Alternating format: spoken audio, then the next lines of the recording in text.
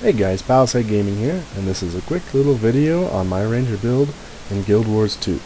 So this is a crit tank ranger build, which was inspired by two builds posted by Cosmic Cheese.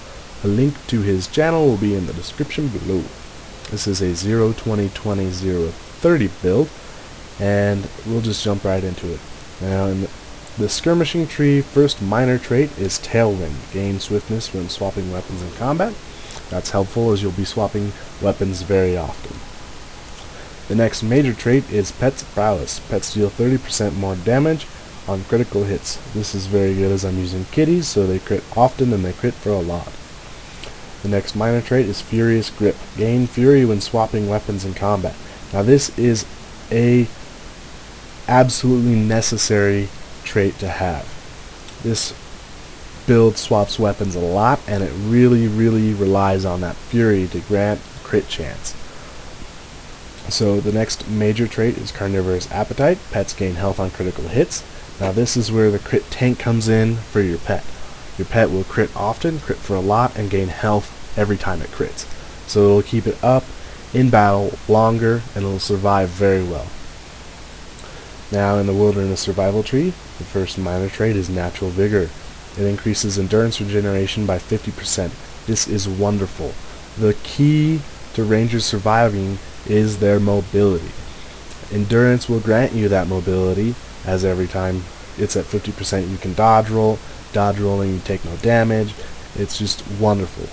Really helps rangers survive. The next minor trait is Companion's Defense. You and your pet gain 2 seconds of protection when you dodge roll. This is great as you'll be dodge rolling a lot, because there's a lot of endurance regeneration and vigor in this build, so it'll help you survive a lot more. And the next major trait is Offhand Training. Offhand skills have a longer range and a 20% quicker recharge. This is really helpful as I'm using a Warhorn in this build, which has Call of the Wild. It grants Fury, Might, and Swiftness. So this will be on a shorter cooldown, and I'll have larger range, so if I'm around a party, then I'll be able to grant those to them in a further distance. Now in the Beast Mastery tree, the first minor trait is Zephyr's Speed. You and your pet gain 2 seconds of quickness when you swap pets. This is really helpful for a quick little burst if you need to, and it really helps with a Jaguar burst. As you know, you swap pets and then you stealth your Jaguar, so it'll actually crit much more often and crit for a lot more. The next major trait is Speed Training. Pets recharge their skills 10% faster.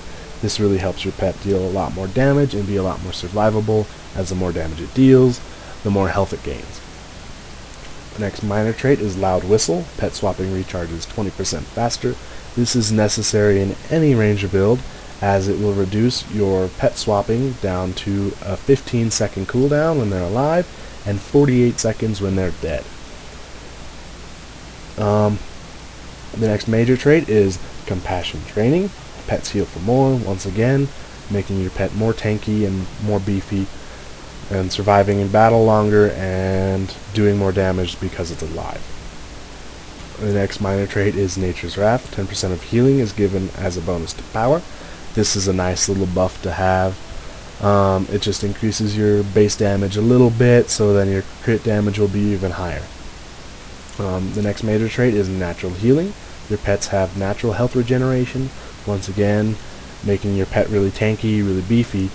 But the great thing about this is that most people don't know is it actually will give this regeneration to the ranger himself. So it's a nice little passive regen that hits every 2 ticks, I believe, for over 100. So we'll jump into my equipment now. I am running full Knight's armor with the runes of the Dolyak. Gives toughness, vitality, and a nice little health regen at the 6. It's really helpful for keeping you up, boosting how much health you have. It's very good for survivability. Now the Knight set has power, precision, and toughness, so once again focusing on toughness and survivability while giving that little extra oomph to your damage with the power and the precision. Precision is extremely important in this, as it will give you your crit chance, and since it is a crit tank build, that crit chance is extremely important. Now I am running Axe Warhorn as my main and a short bow in my second, which I can swap out to longbow if I feel like, or whatever you want to use. The short bow is a lot better for mobility, while the longbow has a little bit more burst damage to it. So it really depends on your playstyle of what you want to use. Now the Warhorn is absolutely necessary in this build, as I've said, from the Call of the Wild. When you pop it, it'll give you your Fury, increasing your crit chance to 55% for me, and whatever else you would have. So that will make it so I'm critting more than half of the time, dealing out much more damage than I would before. I am running Cavaliers accessories, as these will increase your critical chance, critical damage, your power, and also your toughness, focusing on the toughness.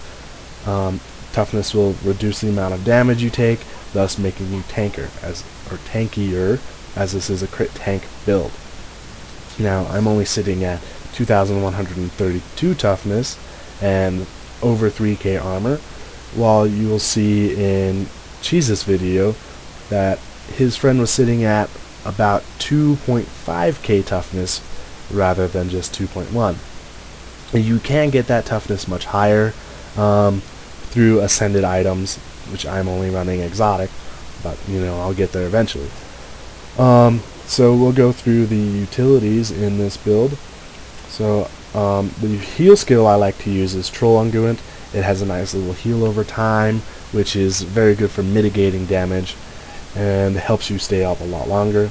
It has a 25-second cooldown, but it lasts for 10 seconds, so really there's only a 15-second cooldown. It'll help keep you up a lot. It's nice to pop it in the beginning of a fight, probably not like before you're taking damage, but as you start to take damage, as it'll kind of just wear off whatever damage they're doing and keep you relatively close to full health. Now I like to use the Signet of the Hunt because it grants increased movement speed to me and my pet. As I've said before, mobility is key to the ranger's survival. That 25% is really nice in battle. It'll help you create a larger gap or move around than your opponent faster. Now the next one I use is Signet of Stone. It increases my toughness for both me and my pet, once again making my pet tougher and me. It gives a larger bonus to the pet than it does you. I believe it gives you 180 toughness, which is really nice, but it gives a lot more than that to your pet. Now the next one I use is Signet of the Wild. It grants health regeneration to both me and my pet. Once again, it's very good for keeping you and your pet up and mitigating the damage that you would take. It gives me 80, and it gives my pet much more than that, so it also is very helpful towards the pet rather than me. Now the elite skill I use is Rampage as 1, because it gives that 20 seconds of fury and stability and swiftness. The stability is really nice in a PvP setting for stomping opponents, as you won't have to worry about that knockback that they usually do. And the fury is absolutely wonderful in this build. As I've said, it's the crit chance just really helps out this build. The great thing about fury is that it will stack duration, so I like to pop maybe Rampage as 1, then hit my Call of the Wild, and that's 35 seconds of fury there. I can swap weapons while in combat and get even more. This build can have almost infinite fury, which is wonderful. So what you'll really want to do in combat is you'll want to pop your Call of the Wild. I'll pop my Hunter's Call, and then whatever else I feel like doing, and then swapping weapons. And then you should be swapping weapons every 10 seconds or so, as it'll give you that endurance regen and also pop fury at the same time, so you'll be survivable, or it'll give you much more survivability and much more damage at the same time. Now if I were to take this build and to kind of make it more of a defense based build rather than offense, I would take my kitties and I'll swap them out for Devourers. Devourers have over 3k toughness, as you can see. This one's sitting at 3,228, which is amazing. I mean, that will beat out any tank player in the whole entire game. You just can't get up to that much toughness as a player. It's really good for dungeons, as it your pet will take so much aggro. It's really helpful in like Path 3 Ra at the end, where you're standing in a circle and you need people to tank in the middle and draw aggro. It's really nice to just send your pet out there and draw all that aggro. So, as I was saying, if I wanted to make this build a little more defensible or survivable, I would swap out my traits in my skirmishing tree to, rather than pet's prowess, over to primal reflexes. So once again, you're gaining vigor. This one's 5 seconds of vigor when you're struck by a critical hit, and it has a 15-second internal cooldown. Vigor, as I've said before, is wonderful. It's 100% endurance regeneration, which will just increase your mobility and your survivability.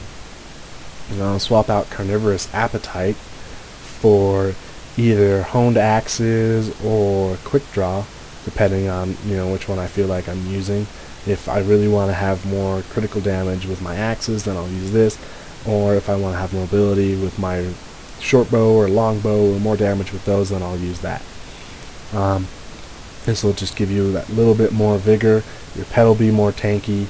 It won't be getting the health on critical hits, but you don't really need that with the Devourers so much, as they have such a high toughness. So that's pretty much it with this build. Thanks for watching, and I'll see you guys next time.